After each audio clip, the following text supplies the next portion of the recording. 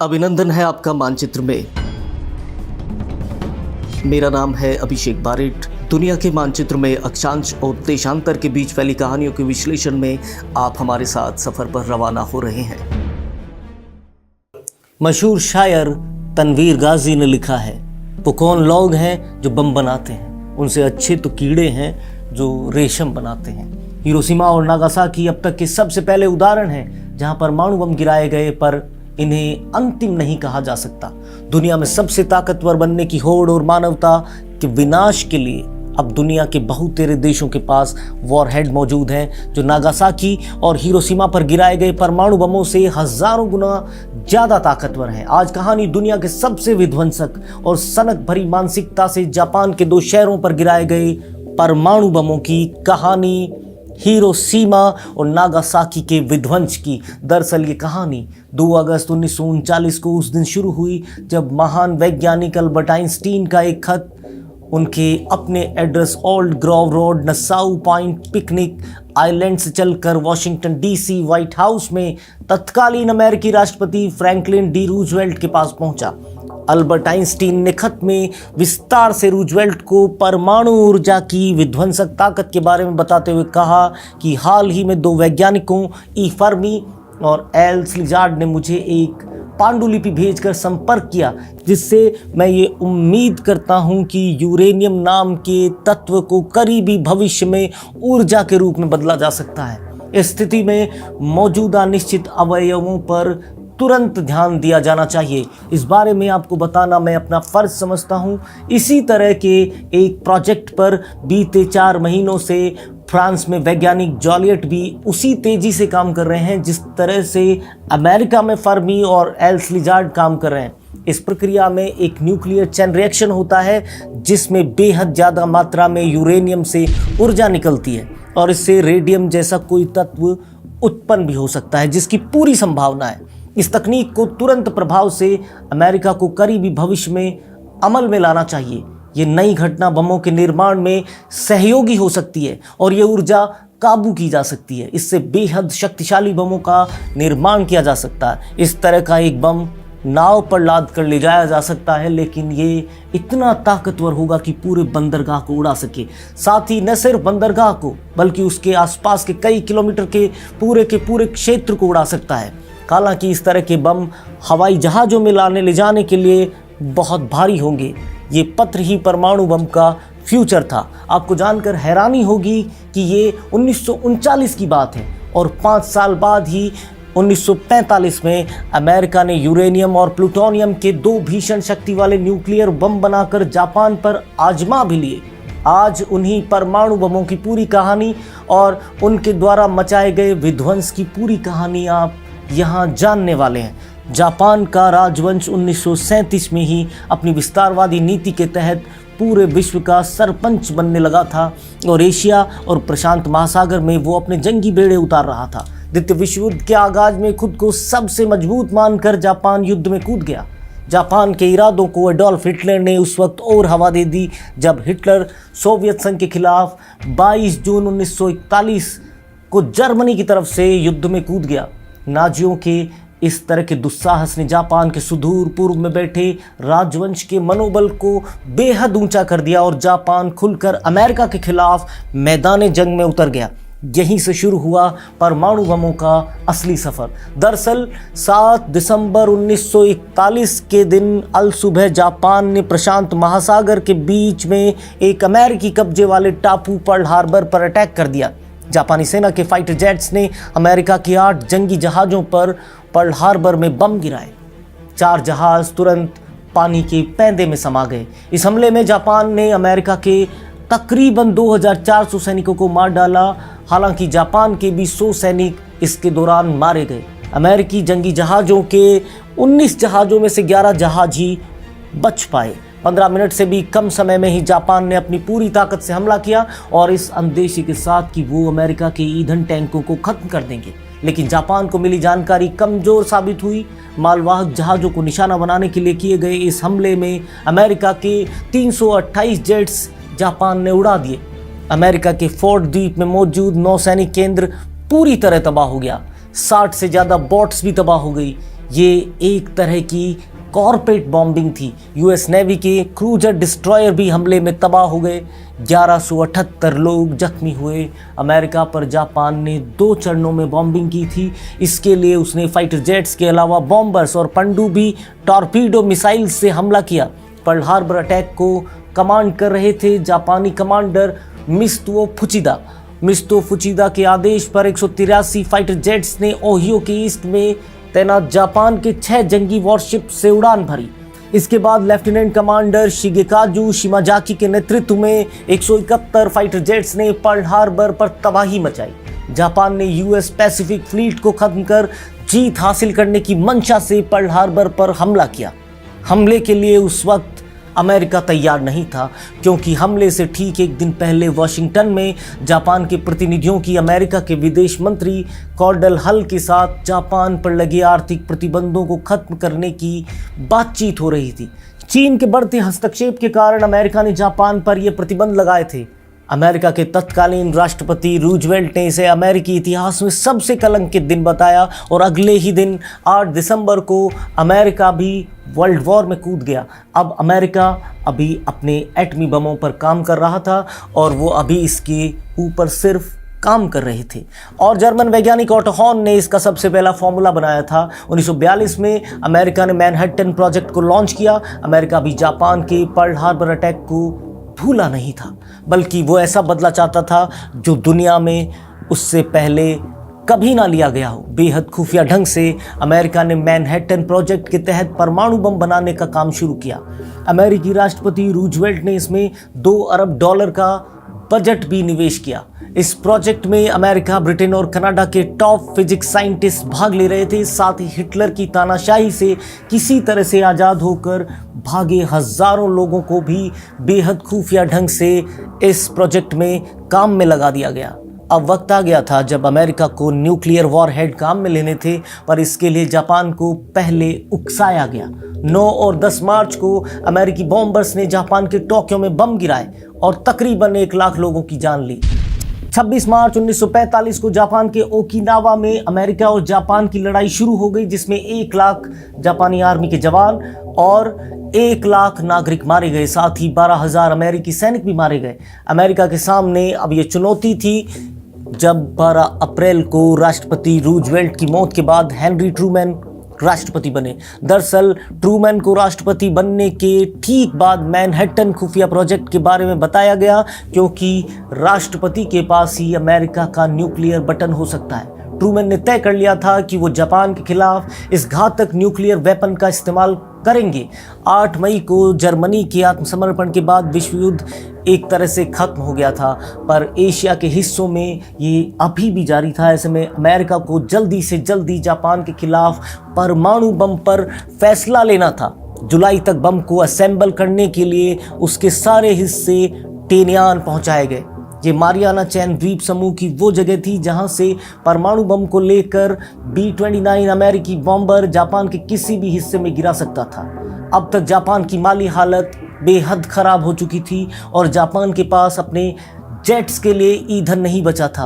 America पूरी जल्दबाजी में था और 16 जुलाई को ही राष्ट्रपति ट्रूमैन के आदेश पर ट्रिनिटी टेस्ट यानी परमाणु बम का पहला वैश्विक परीक्षण न्यू मैक्सिको के अलामोगोर्दो में सुबह पौ फटने से पहले ही 5:30 पर किया गया। ट्रूमैन को जापान पर पर्ल हार्बर का बदला लेने की इतनी सनक थी कि 25 जुलाई को ठीक 9 दिन बाद ही उन्होंने जापान पर दुनिया का पहला परमाणु बम गिराने का आदेश अपनी सेना को दे दिया। 26 जुलाई को जापान को ब्रिटेन और अमेरिका ने बिना शर्त समर्पण की पेशकश की, लेकिन वो ये जानते थे कि जापान इस बात को हल्के में लेगा और ठीक वैसा ही हुआ। जापान ने यह प्रस्ताव अनदेखा कर दिया। ट्रूमैन ने पहले यूरेनियम परमाणु बम को विशेष बम नाम दिया था और फिलीपीन सागर के किनारे टीनियान द्वीप से ही प्रशांत महासागर में तैनात वायुसेना कमांडर को पोट्सडॉम से ही ये आदेश दिया गया था कि वो विशेष बम की तैयारी कर ले। ये 3 अगस्त को गिराया जाना था और इसका नाम था लिटिल बॉय। ये दरअसल यूरेनियम वाला परमाणु बम था जिसका परीक्षण हो चुका था, जबकि दूसरी तरफ एक और बम बनाया जा रहा था जो प्लूटोनियम से बना था और उसका नाम था फैट मैन। फैटमैन का कोई परीक्षण नहीं हुआ था और ये सिर्फ एक प्रोटोटाइप था। अमेरिका जापान से बदला लेने से ज़्यादा इन दोनों बमों की घातक क्षमताएं जानने का इच्छुक था। हालांकि उन्होंने लिटिल बॉय के परीक्षण के 7 दिन बाद ही फैटमैन बना लिया था। अब दोनों बमों की भीषण ताकत देखने के लिए जापान के 4 शहरों की सूची बनाई गई। ये थे हिरोशिमा, कोकुरा, क्योटो और निगाता। इनमें नागासाकी शामिल नहीं था। नागासाकी का नाम इस लिस्ट में शामिल होने के पीछे एक दिलचस्प कहानी है कि तत्कालीन अमेरिकी रक्षा मंत्री स्टिम्सन ने अपना हनीमून क्योटो में मनाया था और इसी वजह से वो नहीं चाहते थे कि उनकी पत्नी के साथ अंतरंग यादों के उस शहर को इतनी भीषण तबाही का सामना करना पड़े। इसलिए क्योटो को उस संभावित लिस्ट से हटाकर वहां नागासाकी को लिस्ट किया गया। आखिर 6 अगस्त 1945 को जापान में एक आम सुबह के 7 बजे एयर अलार्म गूंजा, क्योंकि जापानी रडार कुछ अमेरिकी फाइटर बॉम्बर्स को अपनी वायु सीमा में प्रवेश करता हुआ देख रहे थे। एयर अलार्म ने हिरोशिमा के लोगों को संभावित अमेरिकी अटैक के लिए तैयार करने की कोशिश की और साथ ही उसी वक्त रेडियो प्रसारण भी रोक दिया गया। जापान ने अमेरिकी जंगी जहाज़ों को अपने ऊपर मंडराने से रोका नहीं, क्योंकि रिटेलिएट करने के लिए जापानी बॉम्बर्स के पास ईंधन नहीं था।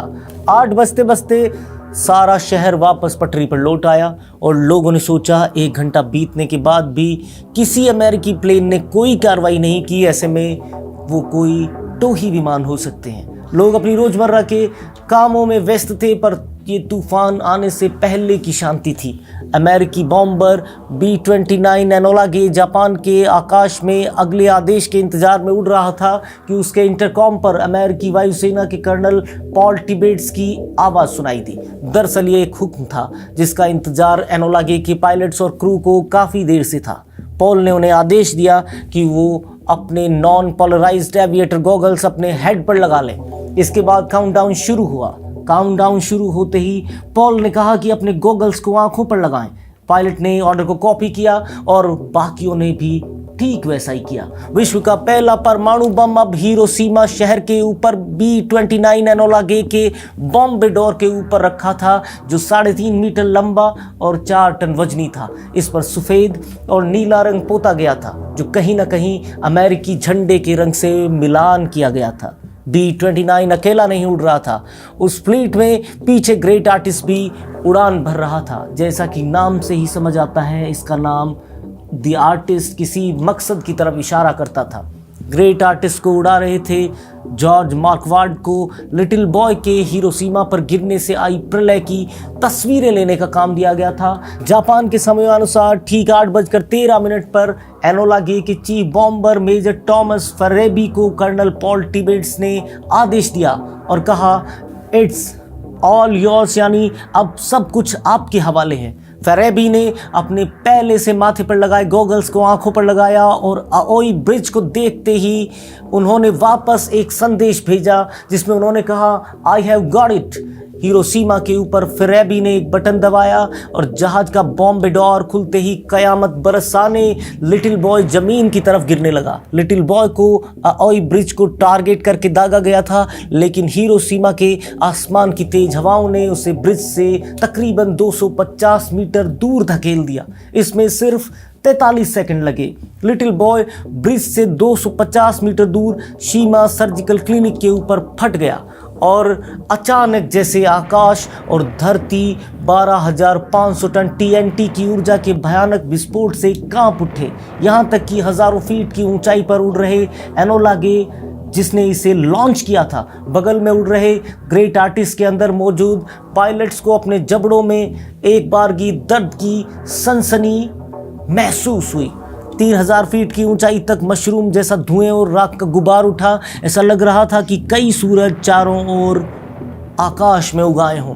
तापमान 10 लाख डिग्री सेंटीग्रेड तक पहुंच गया और पूरी तरह से ऑक्सीजन खत्म हो गई। नीचे नागासाकी में हर चीज़ भाप बनकर उड़ गई, चाहे वो ट्रॉम रेलगाड़ी हो, चाहे पटरी, चाहे पेड़, चाहे इंसान, सब कुछ भाप बनकर उड़ गया। बस कुछ सुलगती कंक्रीट के अलावा कुछ नहीं बचा।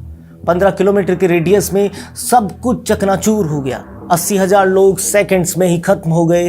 पूरे शहर की कुल आबादी ही 2,50,000 थी। एनोला के बॉम्बर विमान के पायलट्स और क्रू भी एक बारगी सदमे में आ गए। उनके पास कोई शब्द नहीं थे उसके लिए जो उनके हाथों हुआ। विमान में पीछे बैठे टेल गनर बॉब कैरन ने कुछ सेकंड सदमे में रहने के बाद अपने आदेश की पालना की और उस प्ले की फोटोज खींचनी शुरू कर दी। पायलट्स पॉल टिबेट्स भी एक बारगी सकते में आ गए कि उन्होंने ये क्या कर दिया। वहीं उनके को पायलट कैप्टन रॉबर्ट लुइस ने अपनी लॉग बुक में लिखा, oh my God what have we done, यानी हे ईश्वर ये हमने क्या कर दिया। अमेरिका को संदेश भेजा गया कि विमान में सब कुछ ठीक है और मिशन सक्सेसफुल, लेकिन नीचे हिरोशिमा में बचे लोग बुरी तरह से तड़प रहे थे। कई लोगों की चमड़ी उनके चेहरे से लटक कर सीने पर झूल रही थी। कुछ लोग पूरे शरीर पर उठे भयानक फफोलों से उठ रही जलन से चीख रहे थे। कुछ लोगों के अंग आधे कटे उनके शरीर से झूल रहे थे। लोग उल्टियां कर रहे थे। ये सब चल ही रहा था कि काले रंग की बारिश जैसी गर्द ने पूरे शहर को ढक लिया। ऑक्सीजन जल जाने से लोग दम घुटने से मारे जा रहे थे। लोगों के मुंह से उबलता हुआ खून बाहर आ रहा था। 8 अगस्त 1945 को जापान के खिलाफ स्टालिन ने भी युद्ध की घोषणा कर दी। ऐसे में अमेरिका ने तुरंत दूसरे बम फैटमैन को गिराए जाने की तारीख 13 अगस्त से बदलकर 9 अगस्त कर दी, क्योंकि अमेरिका ने अपने यूरेनियम परमाणु बम का परीक्षण तो कर लिया था और उसे हिरोशिमा पर आजमा भी लिया था। लेकिन अगर स्टालिन जापान के खिलाफ युद्ध छेड़ता तो अमेरिका को अपने दूसरे बम फैटमैन के परीक्षण से हटना पड़ता, बल्कि अमेरिका जापान के बहाने अपने दूसरे प्लूटोनियम बम फैटमैन की घातक क्षमता आजमा लेना चाहता था। और अमेरिका को ये डर भी था कि कहीं जर्मनी की तरह रूस जापान में अगर पहले पहुंच गया तो वहां वो अधिकार कर लेगा। फिर 9 अगस्त 1945 को फैटमैन को नागासाकी पर गिराया गया और 1 किलोमीटर के दायरे में सब कुछ भस्म हो गया। 150 किलोमीटर दूर इस बम का धमाका सुना गया।